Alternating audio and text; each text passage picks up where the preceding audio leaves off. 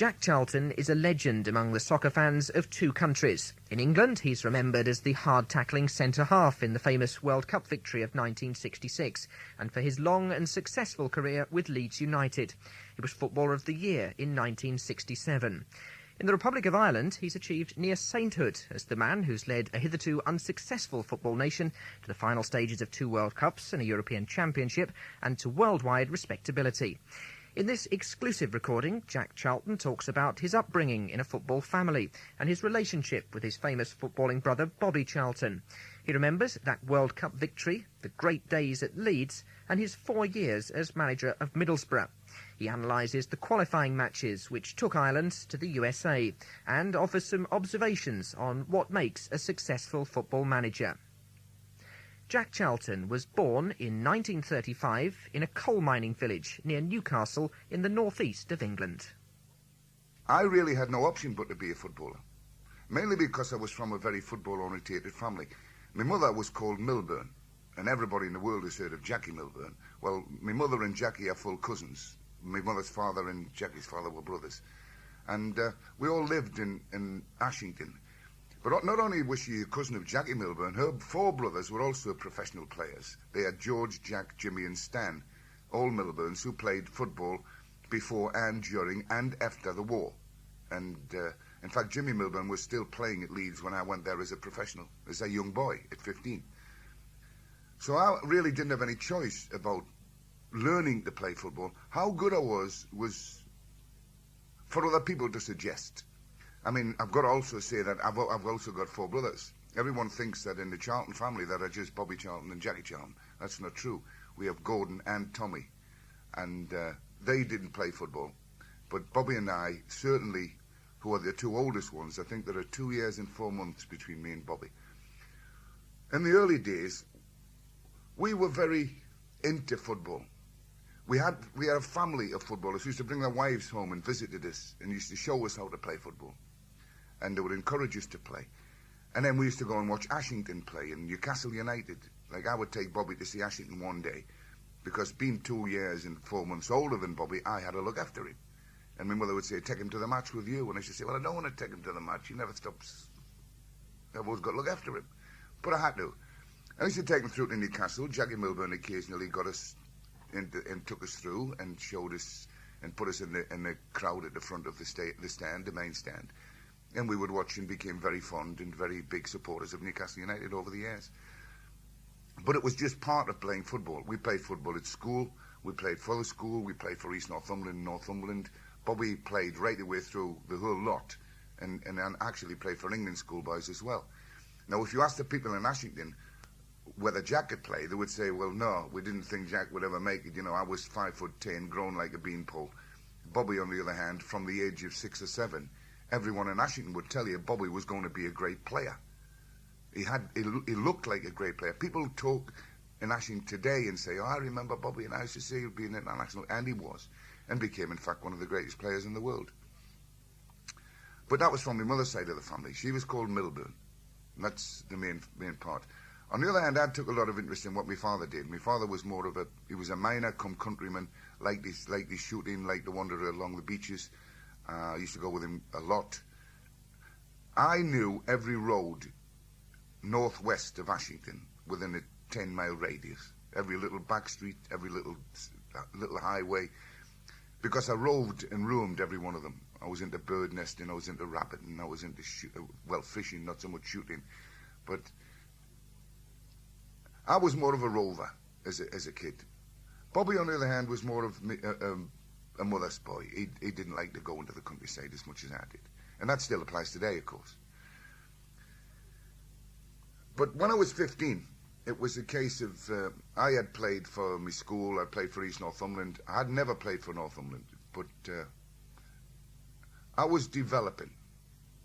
And at the age of 15, I started to work down the pit on what you call on the bank, which was on top, and I worked what you call in a weigh cabin with a guy called Jackie Summers. And we used to weigh the tubs, the wagons empty. When the wagons would be empty, we would weigh them, and then I would go and put the tickets on them and write the tickets out with the difference in the coal weights. And I enjoyed that, actually, because I used to have my rabbit snares all set out in the countryside. And then Eventually, when I'd done my training at the pit, and you had to do 16 weeks training then in order to qualify to work underground, and we left school, remember, at 15 then, and at the age of about 15 and 3/4, I'd done my training. They took me down a pit at Linton where my father worked, where I would actually, the idea then was to work where your parents worked or where your father worked. And I would go and work down the pit with my father. And I went down, and they showed me where I was going to work. I was going to what you call be a hanger-on and knocker-off. And this was where, on 2 big haulage ways, the tubs came up one way full of coal. You had to pull them round a bend, knock them off that haulage rope, hang them onto another haulage rope, and send them up the other way. And I always remember that, I can picture it to this day. And I said to the guy, am I going to be here on my own all day? And he said, oh yeah. And I said, and that's all I'm going to do? And he said, yeah. And I said, no, I don't want that. And I went up onto the top again, went up on bank, as they called it. And I went straight to the manager's office, knocked on the door, and the secretary outside in the other office said, where are you going? And I said, I want to see the manager. She said, you can't see the manager. So I said, well, who do I tell I want to resign? Anyway, then the door opened and the manager was stood there, and he says, what's the matter? And I said, I just don't want to work in a pit. And he said, we've just spent a fortune training you. He said, you're going to work doing the pit, or you'll not get another job in the pit if you leave. So I said, well, I don't intend to work down the pit anyway. And I resigned and left. And then I applied to be a policeman. I applied for an interview to be a policeman, a cadet. And I got a letter to say, would I go in for an interview in Morpeth? Just after I'd put my notice in at the pit. And then I got an opportunity to go to Leeds on trial. And I had to make up my mind, because they were both on the same day. They were both on a Friday. And I travelled to Leeds on the Friday for a trial with Leeds United. Or I was to go for a police interview. And I decided, no, that'll do me. So I went. I didn't go to the police interview. I went to Leeds United. Played in a game. I played fullback in the game, I remember. And they asked me if I would come and be a ground stout boy. So I said, yes. So I went home, packed my bags, and was back in Leeds within 3 days. And I was there ever since. I stayed right through until I was 17, and then you asked to become a professional. Now, in those days, being a professional, you either got signed on at 17 or let go. So I worked very, very hard for the first year I was at Leeds United, because the one thing I didn't want was to be sent home a failure. That was the main prime thought in my head at that time. And eventually, on my 17th birthday, which was on the 8th of May, I went in to see the secretary. And the secretary of Leeds United, Arthur Crowther, said to me, the manager's left word that I'm to sign you today. And he gave me £10, which was your signing on fee in those days. And I walked out of his office after I'd signed the forms, and I was now a professional. Now I didn't have to wash up, I didn't have to clean the toilets out, I didn't have to cut the grass, I didn't have to pull the weeds, I didn't have to sweep out the dressing rooms, I didn't have to look after other players. Now I was a professional. And all that entailed. And I walked across the road to the shop on the other side of the road from Elland Road, and it was the fellow who had the shop, called him John. And John said to me, have you signed? So I said, yeah. He said, oh, thank God for that, he said. I said, why? He said, well, I've had half the Football League in this shop this morning asking if you've signed. And I said, why? And he said, well, you know, they wanted you. If you hadn't signed, they would have wanted you. And that was the first inkling I ever got that I could be a good player, because knowing that other clubs wanted to sign me at 17 if Leeds United hadn't. And I walked out of Jones with a little air to me, you know, a little bit more confidence in myself. I actually played for Leeds first team once in the following season, and that was at the end of the season against Doncaster Rovers, which was my debut at 17. I was 17 when I played in the second division at that time. And then I went in the army, and I had 2 years in the army. I didn't know what the army was all about, of course. It was like all young lads at 18. What do you do when you go to the army? You go and join. You walk in, suddenly they cut your hair, give you a uniform to wear, and then they start showing you how to march, how to look after yourself, how to look after your kit. You learn discipline really, real discipline for the first time. You can't go out. For 6 weeks, you're cloistered in an area with a load of young lads just like yourself who don't really know what's going on. And then I was posted to the Guards at Windsor. And I spent 18 happy months at Windsor. I enjoyed the army, mainly because I was made captain of the football team. I was the first captain of the Horse Guards team in its history, because I was only a private. Normally, you had to be an officer or a sergeant major or the top ranker was the captain. But they made me captain. And then for about a year, I organised the training. I organised the time off that we needed, no guards, late breakfasts, all the cushy jobs. And we did quite well. We had a good team in the army. At that time, there were lots of young professionals who were posted to different regiments. I got posted to the Guards because I was over 6 foot. But we had 3 or 4 professionals at Windsor at that time, and we had quite a good team. And we won the Cavalry Cup, flew to Germany, and then I came back from the Cavalry Cup, and I then went back to Leeds United.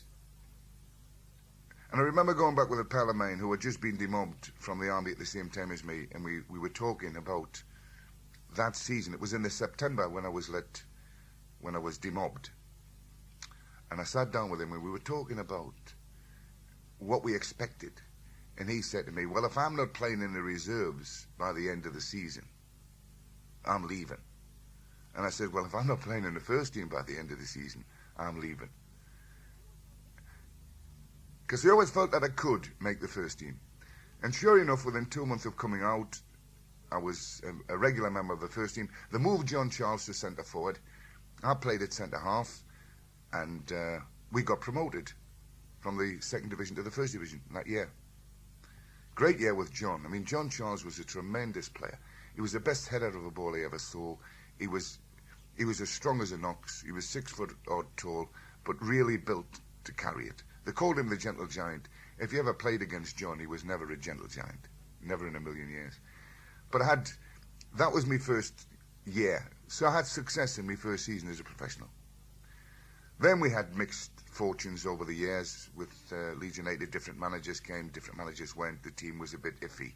We had some good players, not as many good ones as would make you a good team. And gradually, I started to really peter out at about 25. There wasn't enough happening, I think, in my mind to keep me interested. The training wasn't as good as I thought it should have been. The trainers just did a job. Nobody ever showed you how to play, how to put you right, and very much. And then Jack Taylor and his brother arrived, and for the first time I found what coaching was about. I met a guy called George Ainsley, and George took me around and I started coaching schools in afternoons. And that really got me interested in coaching and looking at the game in a different way to what I'd ever looked at it before. And when George left, I then worked with a guy called Jimmy Frew, who was the area coach for the Leeds area. And I used to go coaching before I went to train at 10 o'clock, do an hour in the morning with the team and then get down to the ground to train. And gradually built up a reputation as a coach in the area. And I was in great demand to do all sorts of things. But my career with Leeds United had really come to a stagnation. And I really didn't know what direction I was going in. This is, of course, in retrospect. This is looking back now. And then Don Revie came to Leeds United. And Don said to me one day, if I was manager of this club, he said, I wouldn't play you. Because I used to go charging off for corner kicks, play on the ball, run like hell with it and lose it and all sorts of things. I had ability, but I didn't know how to channel it. And nobody had ever channeled it properly for me. And then Don, strangely enough, within a year was manager of the club. And he brought in people like Les Cocker and Sid Owen, who really were a different type of person that I'd ever met in football. They really made you work. They made you work at your game. It was nothing to be brought back in the middle of the afternoon and to spend a couple of hours just learning to head balls clear, or to track people down, chase people, tackle them, get the ball away from 18-yard boxes. And all the things that were needed to be a centre-half were all taught to you. And this was, remember, at the age of about 25, 26. And Don, in his first year, we nearly got relegated because that was why he got the job. But we managed to stay in the second division. And at the end of that season, he introduced a lot of the young lads like Paul Reaney and Billy Bremner and Gary Sprake and into the first team. And I was virtually his last senior player left at about 26, because all the other young lads were brought into the team at the end of that season. And I was really the senior player, and given quite a lot of responsibility and to the handling of it and how it was run. I remember Don saying to me, if you were to screw the nut and do the job right, you could play for England, you. And I sort of pooh-poohed him. But I did. And we used to have arguments about whether, I used to complain. When I go up for corner kicks, and you want me to go for corner kicks, because I'm quite good at it, and we get a lot of goals, not if I score them, but if off me. I said, I can't be responsible for what's happening at the back while I'm up the front. So instead of me, if I miss a header and then I've got to charge all the way back down the field again, pick up my position, and then if somebody scores, I'm responsible for it. Or if they break and I'm not back, they blame me for it. I said, you can either one thing or another. Either I'll be a centre-back and not go up. And he said, well, I'd rather be a centre-back. So I really fell out with Don over that, because I then became a centre-back. And I found the job of being a centre-back only very, very easy. It's not a position that you stress yourself very much. It's not a position where you're under a great deal of pressure that you can't handle. You're facing everything that comes at you. But for about 9-8 months to a year, I fell out with Don and I wouldn't go up for corners. And then gradually I started to go back up for corners, and they used me as a ploy at the near post. They used me as a ploy at the far post. And but we also made it clear that while I was doing that, somebody had to be doing what I was supposed to be doing. So I really won my point on that one. But it worked, and it became a standard part of Leeds United's strategy over the years, just how they used me on crosses. And that was a ploy that worked out. And we invented it at Elland Road, actually, where when we changed the wingers over and we put Peter Lorimer on the left-hand side of the field and Eddie Gray on the right, and told them to swing the balls into the near post with a lot of pace on it. And I would then be in a position where I could flick the ball on or knock it out. And I was also hindering the sight the goalkeeper could get of the ball. And there's no rule in the world says that you can't do that. There's no rule in the world says you have to stand in a position where the goalkeeper can see the corner kick being taken. And it caused great stress in the Football League for years.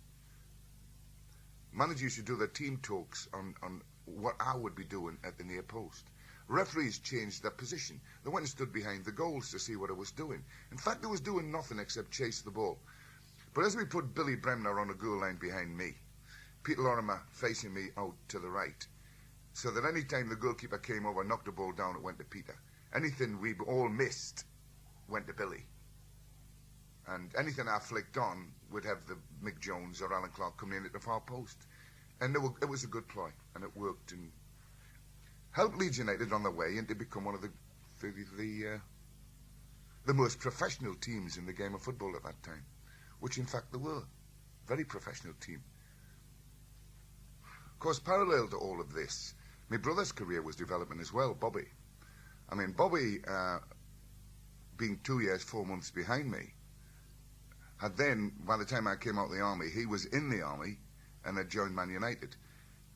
And we used to travel home at weekends to see the family. He'd come and pick me up in Leeds, and we'd either go on the train or we would go in the car, whatever. Bobby'd pick me up and drop me off at Leeds again. We played against each other on a few occasions.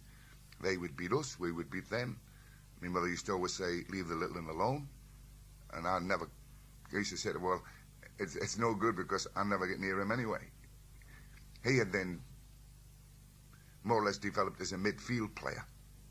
And we very rarely came in contact, apart from the times when he ran at you, and then he would shoot from 25, 30 yards anywhere.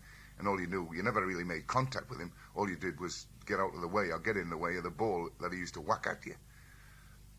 But we had great fun in those days. I mean, I remember him nutmegging me at Elland Road one day when he put the ball through my legs, turned me and ran me.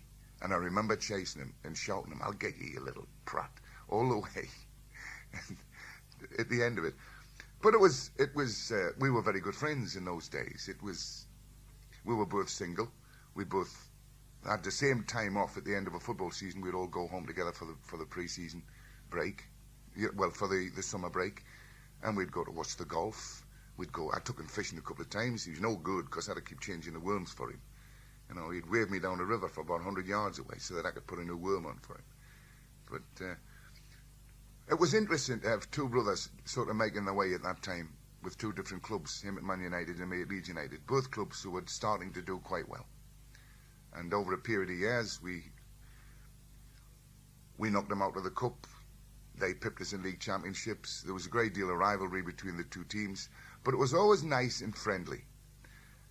Probably the worst day I had in my life as a young pro at that time was I just got married. I got married, and Tommy Taylor, David Pegg, and Eddie Coleman, and Billy Whelan were at the wedding. They came for my wedding, and our kid was best man. And then 3 weeks later, I was stood in the dressing room when the secretary walked in and said, just in general to everybody, the Manchester United planes crashed. This was, of course, a Munich disaster. And he never said anything to me. And I stood there, and he said, and they don't think there's any survivors. And I'm stood there, and one of the lads, I don't remember who it was, turned around to me and he said, your kid's on the plane, isn't he? And I said, yeah. And I got dressed as quick as I could, and I ran to the secretary's office, and then I walked in, and Arthur says, what do you want? I says, my brother's on that plane. Oh, he said, I forgot. And then they started to phone around the police, phone around Manchester, phone around everybody, try and get some information about what had happened. In the meantime, I'd phoned my wife up, and we jumped on a train and went away to Washington to go home. First thing I wanted to do was just head for home. And we sat on the train, and there was a guy discussing the Munich disaster on the train with us. He never knew, and I never told him that our Bob was on it. But it was the longest journey I've ever had in my life. And then we got off and got a taxi from the Newcastle station to the Haymarket. And I remember looking at a piece of paper, a newspaper, and it was in the stop press. And as I went past it, I must have been 2 or 3 yards away, and all I remember seeing was, among the survivors, Bobby Charlton. And we did a whoop, you know, and he was okay. But he was among the survivors, but we didn't know how badly he was hurt. And then I got home, and by that time my mother knew everything. She said she'd had a message from Bobby to say that he was okay, and that not to worry. And then we started to think about the other lads, David Pegg, Ronnie, Duncan. But above all, that was the fact that our kid was okay. I can't say it was a bonus out of the Munich disaster, but it was something that I think you understand. Then we went to London and picked him up from the station when he came back, when he had been in hospital, and brought him back to Leeds, and spent a couple of days just getting over it, and then went away home. And then went back to Manchester United and picked up his career from there. And we really, that was really when Bobby started to become a player. Because before that, he had been sort of on the fringe of Manchester United. Then he became an integral part of the team. I remember going across to him, seeing him one day, and we went to the pictures in the afternoon. And when we came out, we bought another paper, and the England team was in it, and he had been picked to play for England. And he said, I've been picked to play for England, look. And I looked at it, and I went, great, terrific. I mean, I was absolutely delighted for him. I mean, he was, I can't remember what it was, must have been 2021. But I was with him the moment he found out, and it was terrific. I mean, there was never any jealousy there. I couldn't have been jealous of him because I was never anything like the player at that time that he was and was becoming. It wasn't as if I would have think myself, well, I would like to play for England as well. It never entered my head that I would ever play for England. That was... But we all know that Bobby would. And to be with him that day, I can remember it as if it was yesterday. But the whole family then started taking interest in football to a degree they hadn't before. My mother would come to matches, my father would come to matches, my two brothers used to visit. Gordon moved in and started to live in Leeds. He had spent a little bit of time as an apprentice with Leeds United, but he didn't quite make the grade. But he stayed in Leeds and worked. And all in all, then Leeds United started to develop as a team. Then we got the Billy Bremners, and we signed the Bobby Collinses. And the Bobby Collinses, who was probably one of the great centre midfield players I've ever played with. Bobby Collins hated to lose, had that mean streak in him that he imparted on everybody else, that you must win. But Bobby was also a great player and a great passer of the ball. And he was directly responsible, I think, for the fact that Leeds United in '65 got to the cup final, failed to win the championship by a point. But then, for 3 or 4 years, we competed in Europe. We competed at the top of the first division. We failed to win a championship, but we were always second somewhere along the line, always in the final of something. People used to say, you should have won more. We should. But we were usually in the final of everything, and it was a long, hard slog of a football season to actually have won everything you were entering into. But my career was progressing quite well, and then we got to draw Man United in the FA Cup, and we drew at Sheffield in the semi-final, and then we went to Nottingham, and we beat them at Nottingham 1-0. And as I came off the field after the game, I went into the dressing room, and Don Revie came across and sat down next to me, and he said, I didn't like to tell you before the game. He said, but you've been picked to play for England. And I was over the moon. And I said, how? Ever? He said, yeah. He said, been picked to play for England. He says, we didn't tell you before the game in case it put you off the match. So I immediately went out of the dressing room to the next dressing room, the Man United dressing room, and walked in and said to our kid, who was sat over by the wall, hey, I've been picked to play for England. Now, I'd never dreamt and I never thought. I've just walked into the dressing room of a team that have got beat in the semi-final of the Cup, and I'm smiling and all happy and telling them all the good news. And he went, oh, great, And the rest of the lads sort of looked at me. And then it suddenly dawned on me what I'd done. And I went, oh, yeah, well, I thought I'd tell you. And I walked out the door. And that was our first game, played against Scotland at Wembley. Nobby Stiles, in fact,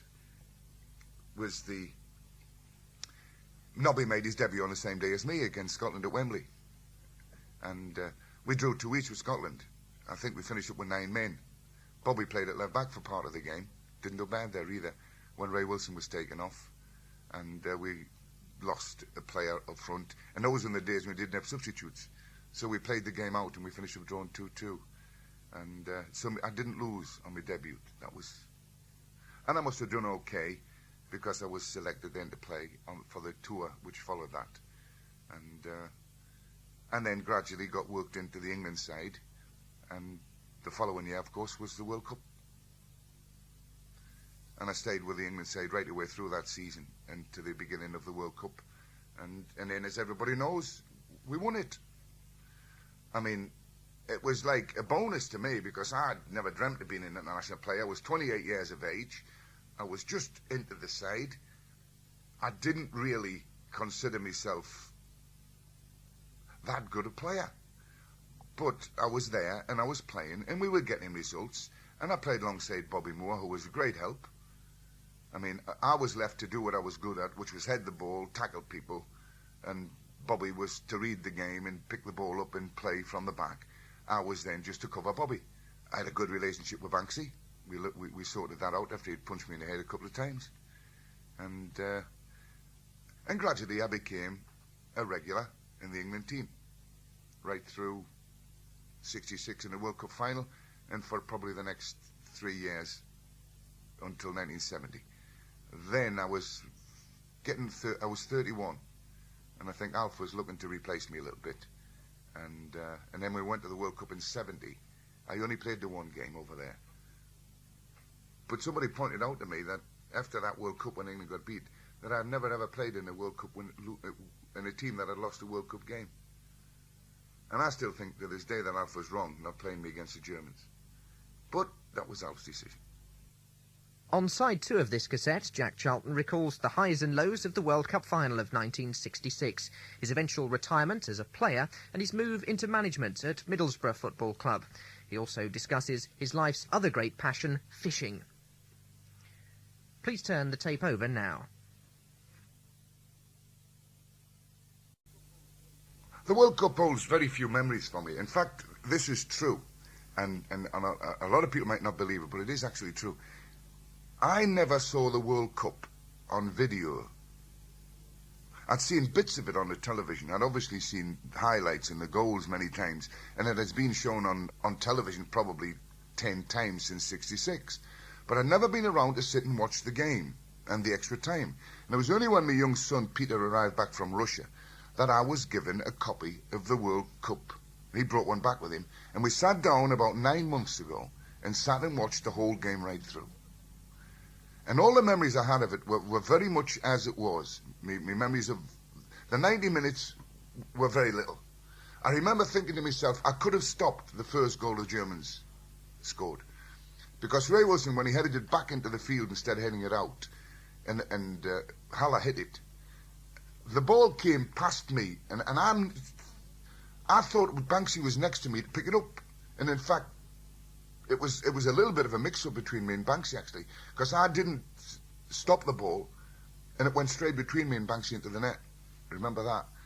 I remember the England's equalised up from the back, because I wasn't up there, and I saw the cross from Bobby and Jeff's header, which went into the net.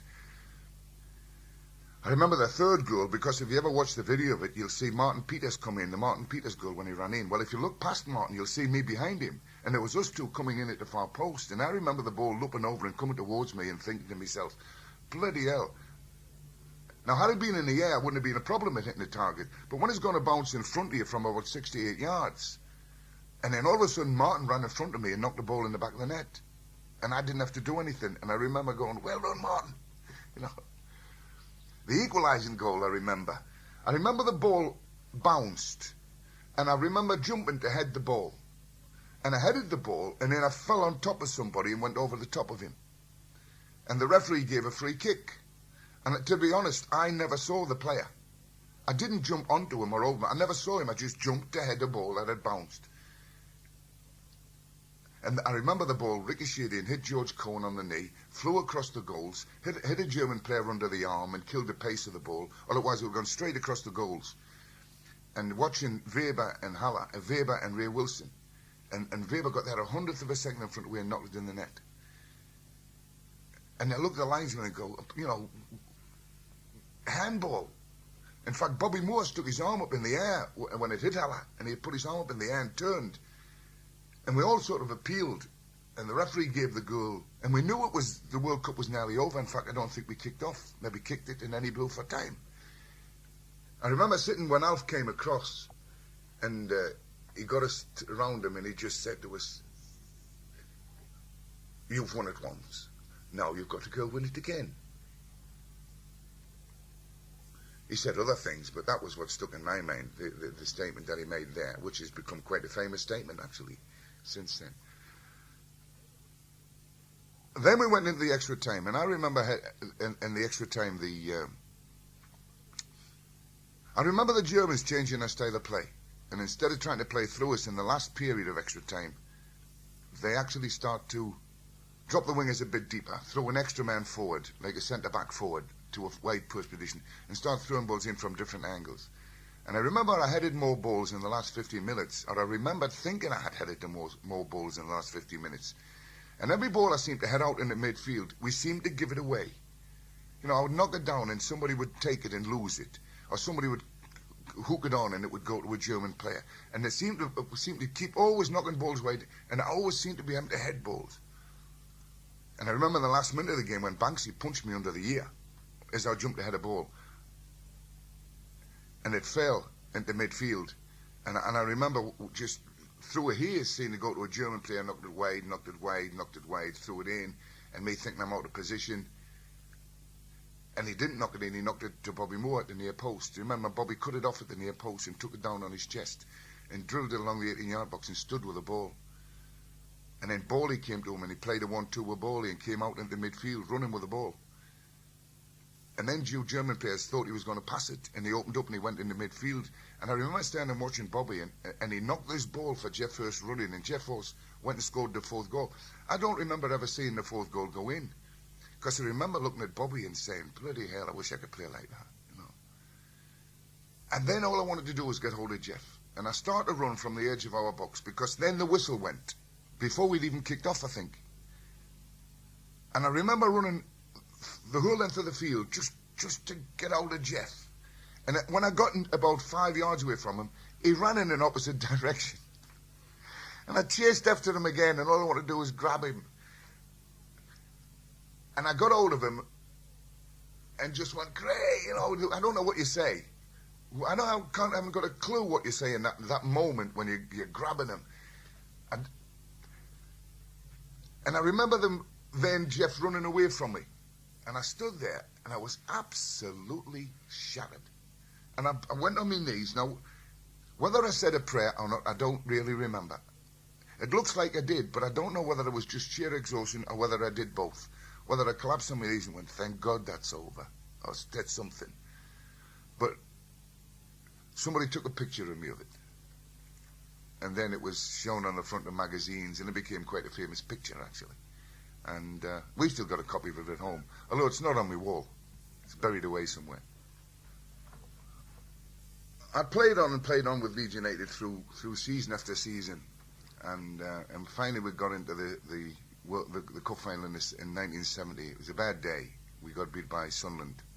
I didn't play in the game. That was me just start work for television and doing a bit of commentary at that time on the game. I remember after the game, Bob Stoker looking up to the box and putting his 2 fingers up at me. But I didn't play in the game. I wish I had, but I didn't. I pulled a hamstring in the semi-final against Wolves, so I missed the final.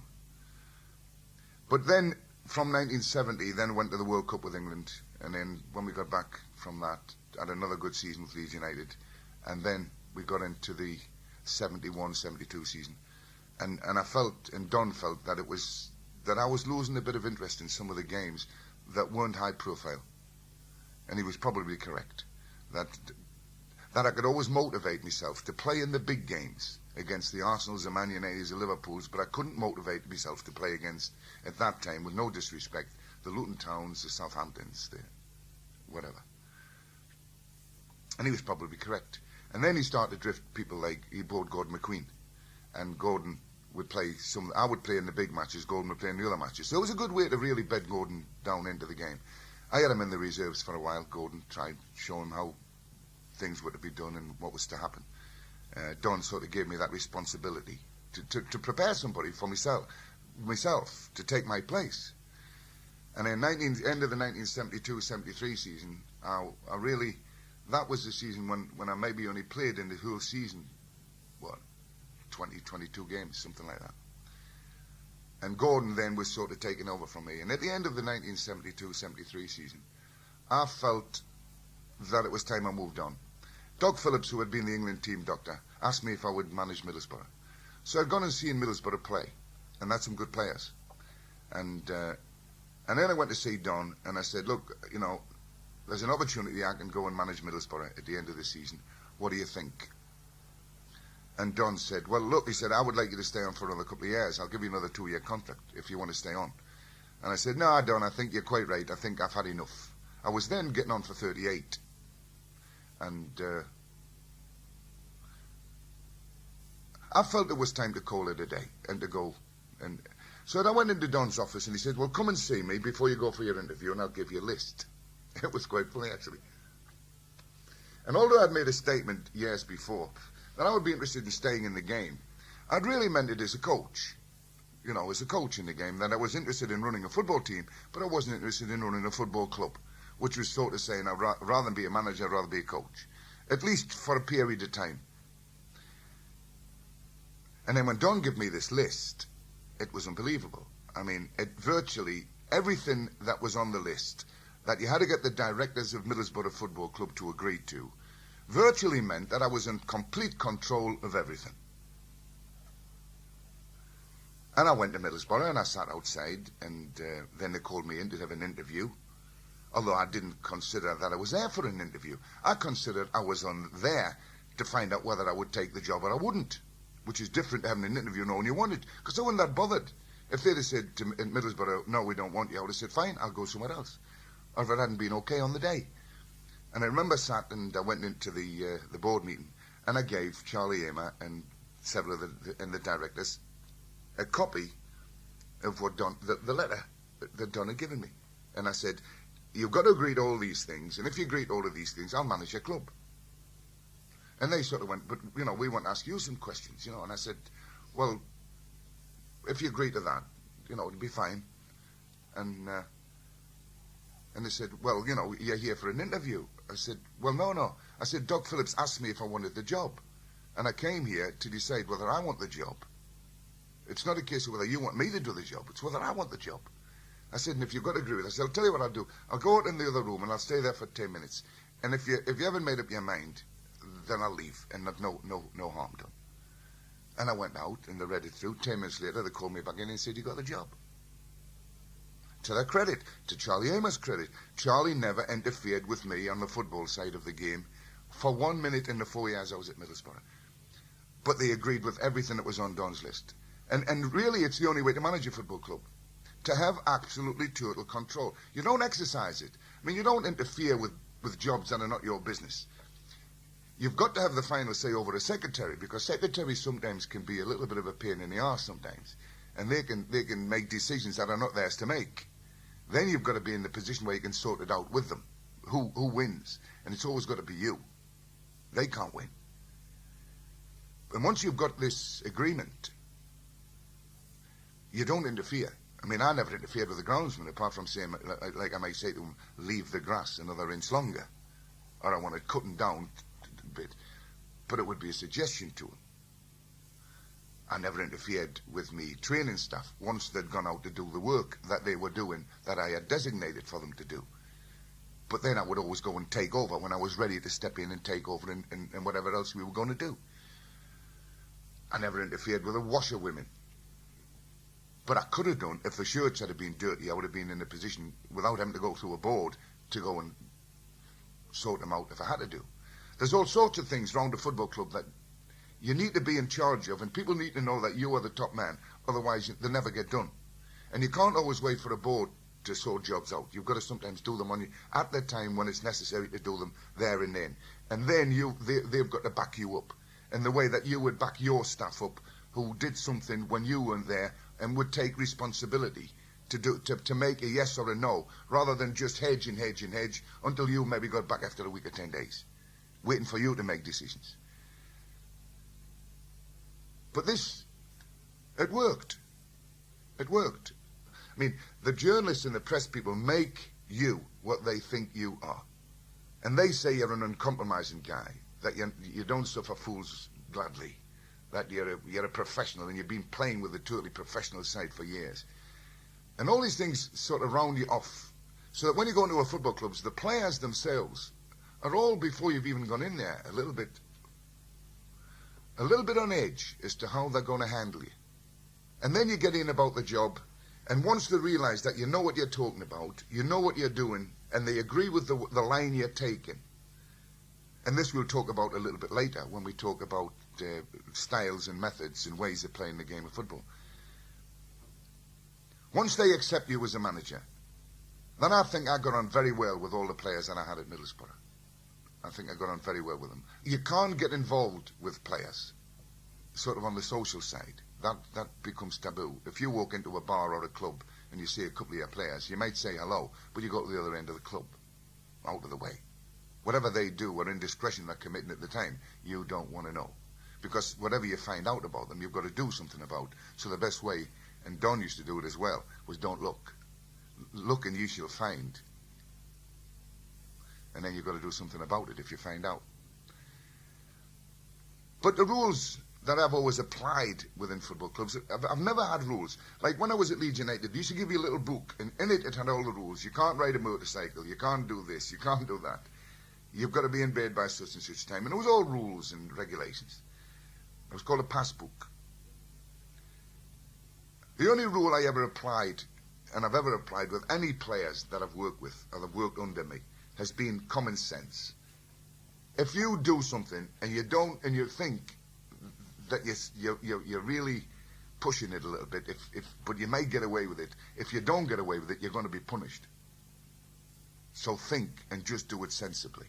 And if when I pose a question to you, do you think that was common sense, and you can not answer me honestly, yes, it was, then you'll get punished. Strangely enough, I've never had to discipline anybody to any great extent, with the possible exception of Alan Fogg, and I had a run-in with. Most times when you would fine people, it was purely an exercise for me, where I would say to them, I'm going to fine you 200 quid for that, what you've done, whatever it was.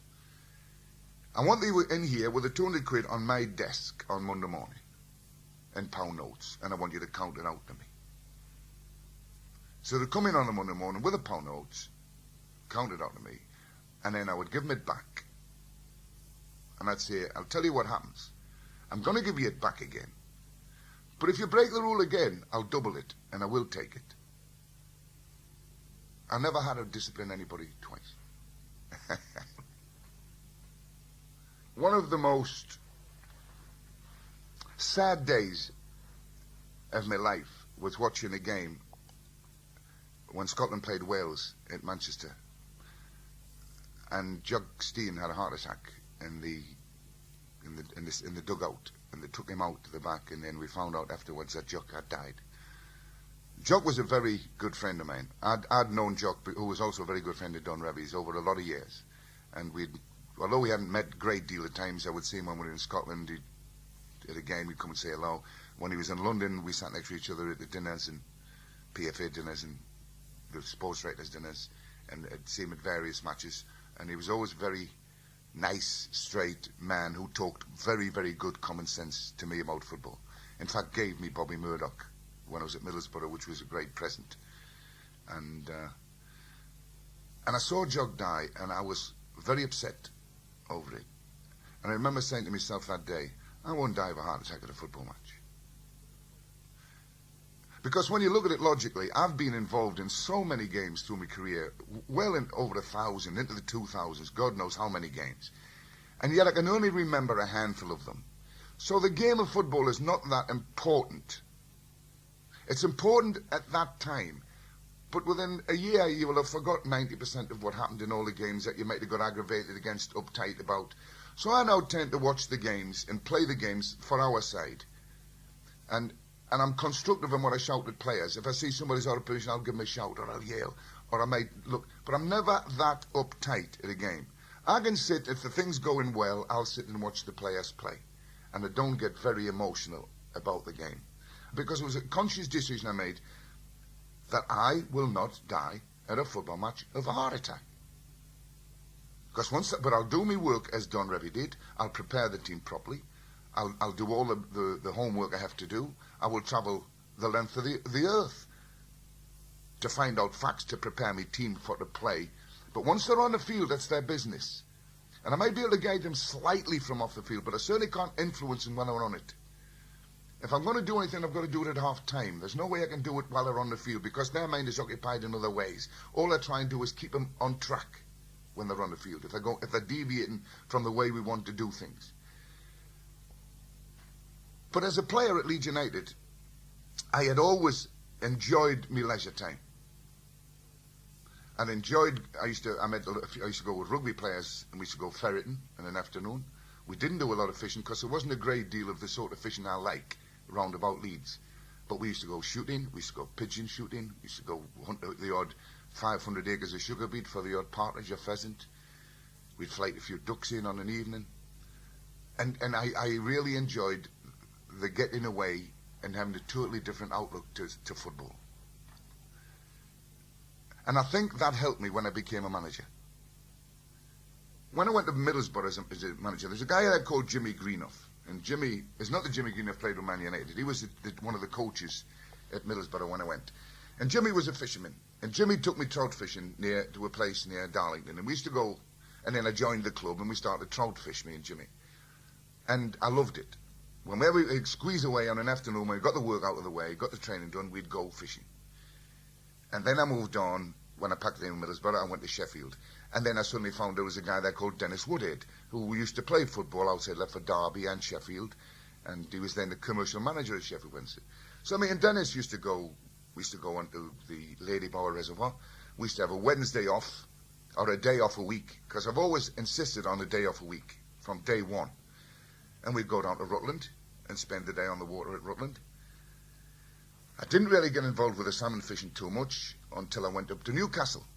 And then there was very little trout fishing around Newcastle that I knew of, because I'd done lakes and rivers and things for trout. I have a house in the Yorkshire Dales, used to go fishing on the Ewer for trout. And then I went to Newcastle, and then I suddenly got the access to fishing for salmon and fishing for sea trout, and that took over completely. And but do very little trout fishing now, apart from on the odd lake or two around where I live. But I love me salmon fishing, and I love good rivers. I love clean rivers. I love nice rivers. I love fast water, and I like slow water when they're in conjunction with it and there's fish there. I mean, I'll fish all day and not have a pull, but have a thoroughly enjoyable day. And but fishing, the media sort of took up, and if they make jokes about Jack Charlton, they would make them like Jack Charlton was not available when we wanted to pose a question to him because he was obviously gone fishing again.